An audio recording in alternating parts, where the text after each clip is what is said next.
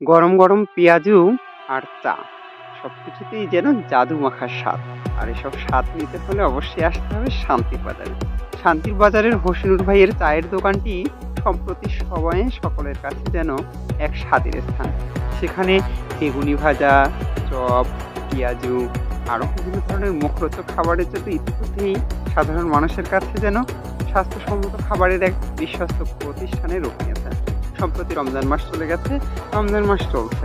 এহেন অবস্থায় তার দোকানের ভাজা পোড়া খাদ্য সবার কাছে যেন অনন্য এক উচ্চতার সৃষ্টি করেছে।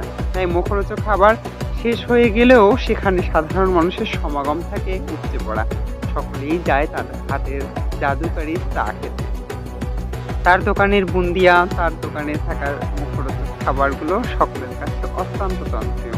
তাই সকলেই তার দোকান থেকে চায়ের আড্ডায় মেতে উঠতে যেন কেউ মিস করতে চায় না।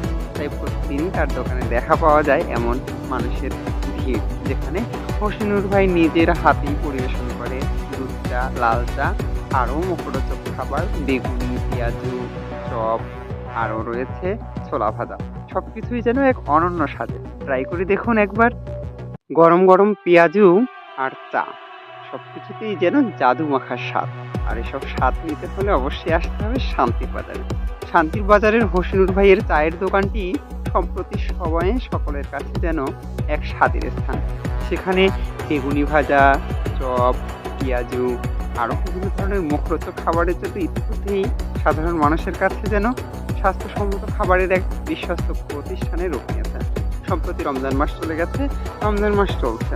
এহেন অবস্থায় তার দোকানের ভাজা পোড়া খাদ্য সবার কাছে যেন অনন্য এক উচ্চতার সৃষ্টি করেছে।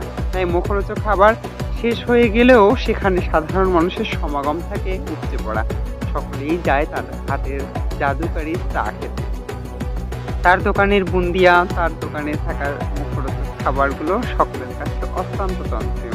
তাই সকলেই তার দোকান থেকে চায়ের আড্ডায় মেতে উঠতে যেন কেউ মিস করতে চায় না। তাই প্রতিদিন তার দোকানে দেখা পাওয়া যায় এমন মানুষের ভিড়, যেখানে হোসেনুর ভাই নিজের হাতেই পরিবেশন করে দুধ চা, লাল চা, আরও মুখরোচক খাবার, বেগুনি, পেঁয়াজু, চপ, আরও রয়েছে ছোলা ভাজা।